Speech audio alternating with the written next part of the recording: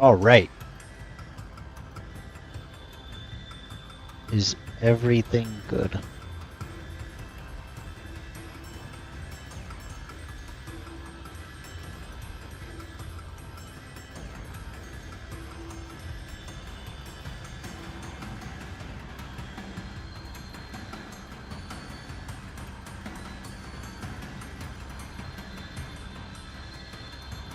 It is kind of weird not hearing anything at all from my end. What is up, the Dean? 91, aka Larry. Doxed. Got him. Just let me know. Let's get a quick audio check to make sure all the settings are still good. So much better. I'll take it. Alright, for any other streamers out there who are having issues with their headset, let me just shout out YouTube video how to fix tinny microphone sound. I will link it in the comments or the video description afterward, because those filters helped a bunch. I want to make sure Mini Meegs gets credit for this fix. Now, unfortunately, my planned writing time was eaten up by Yo reporting.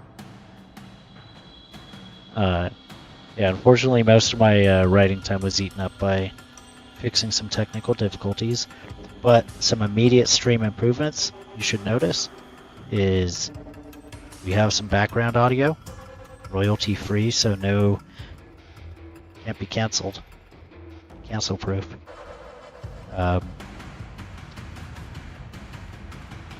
Yeah, so we got that OBS, so we're gonna have some transitions. What else do we got here? Oh no, I think it's an overall improvement. But trying to add some structure to the streams here and keep it writing relevant. I'm not afraid to go off topic, but for writing relevance, I shared one of the prompts I tweet with, and it should also be in the video description here, and that's on setting. And it's something simple like the sky can greatly affect your story's tone. Describe your world sky in one vivid sentence. Does it inspire awe or dread? What reasons did you make the choices of your sky? So I guess the most immediate example of this, it doesn't have to be sky, but any kind of atmospheric, right? Is you can just set an overall mood, right? I noticed in a lot of books I read and movies I see, you always get the somber music. If there's something sad going on, you always get rain, or you can have the sky affect a lot on the outside. You know, a lot for the tone you're trying to convey, right? And so it's kind of the prompt I want people to think about today. And I'd love to hear how you use sky to affect your story. For me, rain is kind of comforting, so a lot of times I'll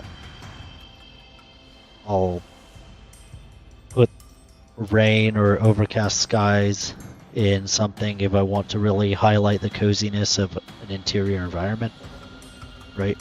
Because if you have a normal day out and you're inside an inn with a fire going on, it's like, okay, sure.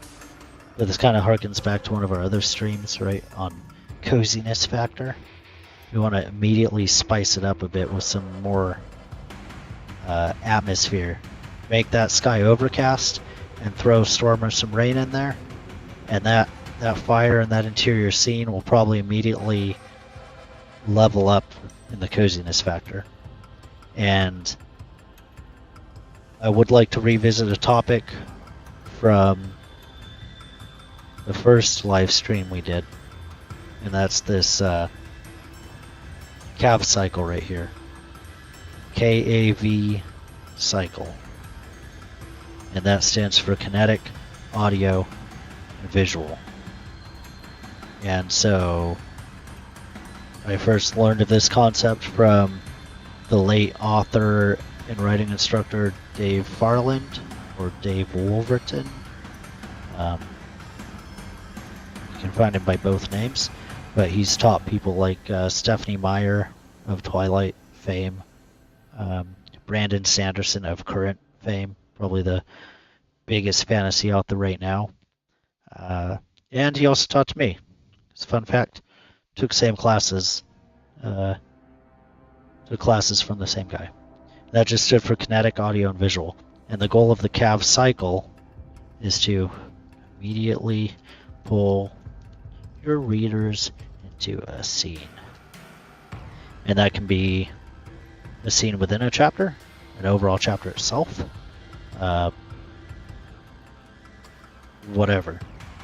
The point is, early on into something or into some new setting, you want to have some kinetic. You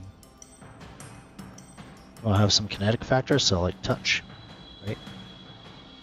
That could be wood grains. Hell yeah, this might be the first time I've actually typed on stream something kind of meaningful. Wood grains. Heat. Like sensations on the flesh. Heat. Cold. Just any physical sensation, right? When I hear kinetic, I always flash back to military stuff of like kinetic effects. Right? So like physical effects. So if you think physical, think kinetic, and vice versa. And also, if you notice this weird on the side here, sometimes when I date things, I'll do the day, then 3 letters for the year, then whatever or 3 letters for the month, then whatever the year is. That's another artifact of Armyism. So don't make fun of me for it. But yeah, so you've got the K in the KAV cycle is kinetic, touch, physical. You implement that in, it's probably the most common thing. Actually, it's probably up there. These 3 sensations are probably just the most touched sensory factors anyone goes into. Like, I think smell and taste are a little lower. Lord of the Rings taste is like a huge thing, right? Because they're always talking about food, hobbits and their food. Then you got audio, what you can hear, hearing. You've got gunshots, right? If you want to describe a neighborhood, like maybe you're trying to describe certain parts of Los Angeles right now or Baltimore. You want to add some instant suspense, or just get the note that it's not exactly a safe place. Gunshots, right? Everyone can kind of picture the bangs, gunshots, crackling fires. If we want to go back to Code's factor, rain patters, sizzling food.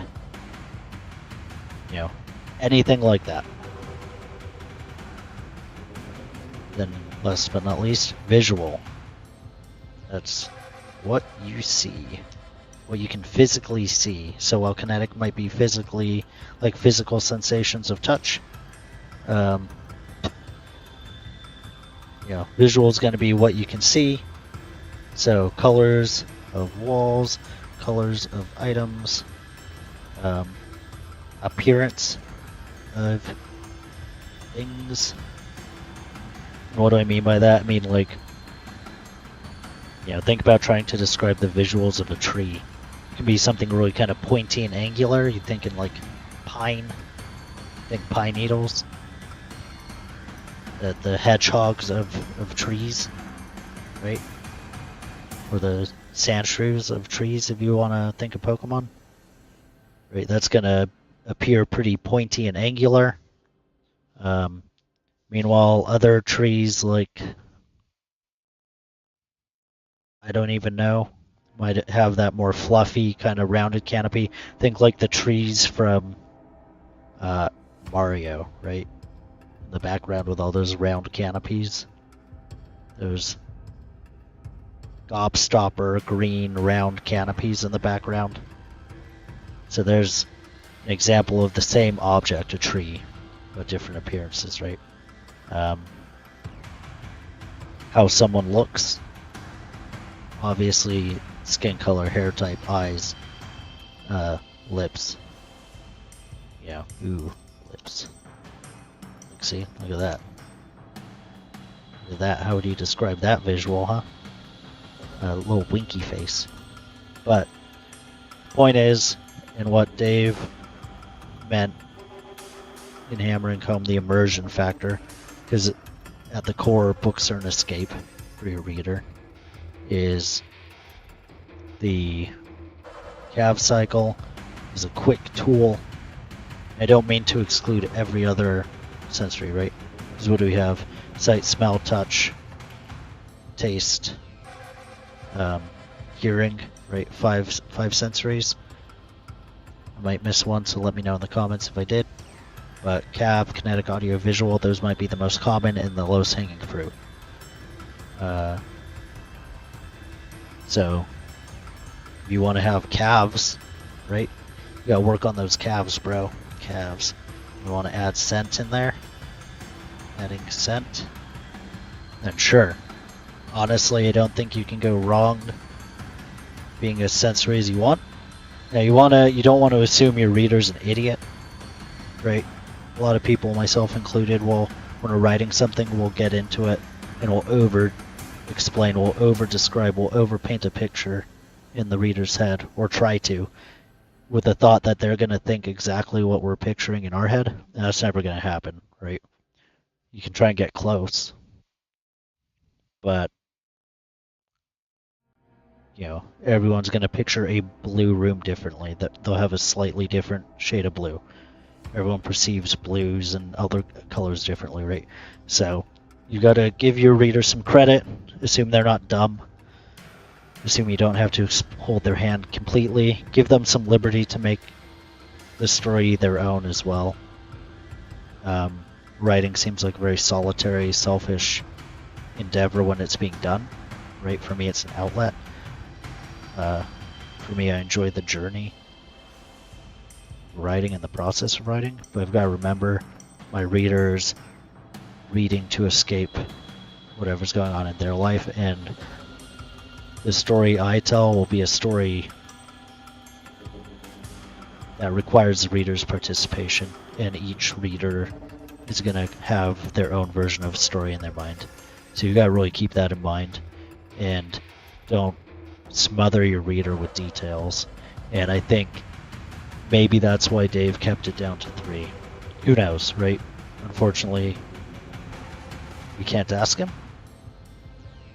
I don't want to guess.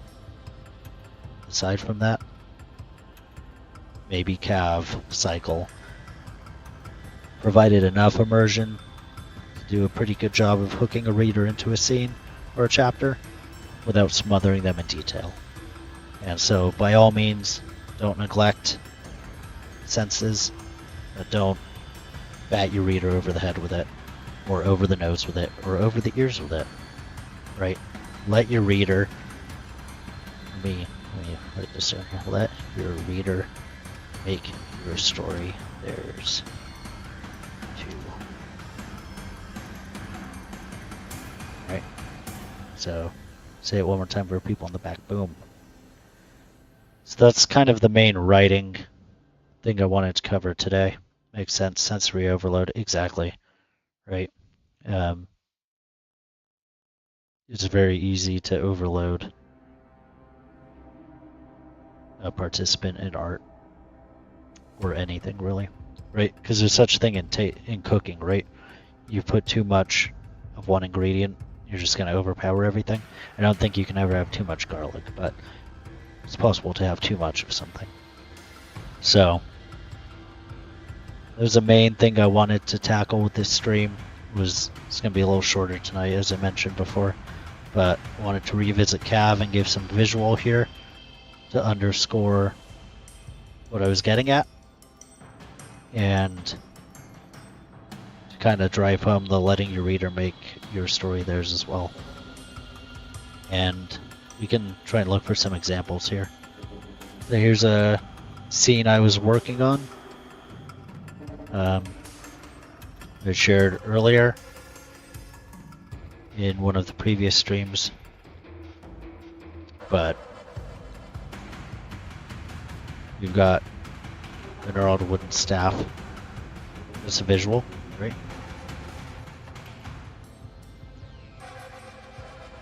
Certain weight to it. Weight would be kinetic, I think. And stuff can look heavy too. Right, so I guess in this sense though, it's definitely kinetic. Vetted flaking wood, more visual, and maybe textural, right? Because staff is being held, flaking. We can all kind of picture that in our mind. We've all seen flaking paint, flaking facades, and we can kind of probably imagine what that feels like.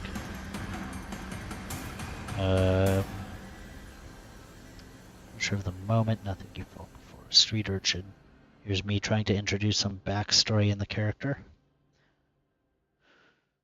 Both of these. Alright, so we've got kinetic and visual so far. Musky air. Kind of weak, right? A little baby cop-out smell. Did I not include audio here? Gusts of wind, here we go. Visual, cobweb spaces. We can picture immediately. This is trying to establish tone too. I'm going for a creepy kind of ambiance, and you can always picture cobwebs and rafters, right? Gusts of wind. Stab between crack and groove. Yeah, okay. So see, we've got gusts of wind. We've got gnarled wooden staffs and weight. Laddered, led backwards, clapboards underneath the feet, sunk and groaned. Kinetic, sunk, right? Groaned. Audio. Green energy, baleful green energy, not just green. Yeah, we've got nuclear-powered staff, or wind-powered or solar-powered, energy here. We're very eco-conscious in this story. Yeah, so there's one example. There's another one, Mog Beacon. Yeah, this one's way easier. Beacon's blinking. Okay, reader doesn't know what Mog is yet in this sense, but that doesn't matter. You get a certain runway of being able to get away with unknown things in a story before you lose your reader too much. They'll give you a certain amount of leeway. So we've got visual here. So his rogue. Railings flashing, more visual. Wave worrisome lights coursed over the wall, shimmering. Hair on the back of his arms stood on end. Right, so we got kinetic, acrid scent, smell. Man, maybe I just do KAVs. Do kinetic, audio, visual, and scent.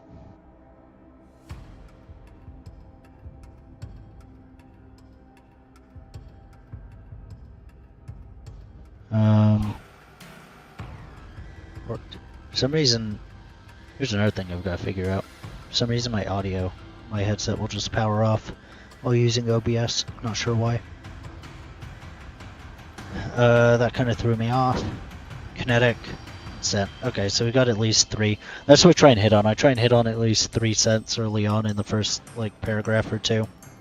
Then last example. Nothing in the first paragraph here. Gritting his teeth, kinetic, gritting. We can all picture clenching our teeth for something. Jamming his palm hard 3 times into the sticky gear shift. We can all picture that. We ever just bopped something. Amber and green lights. Visual.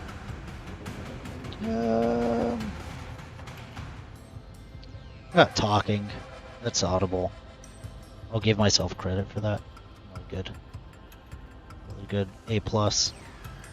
So, you know, I hope you get the point there. Trademark it. Calves. Yeah. You have to pay me royalties to use calves. Sorry.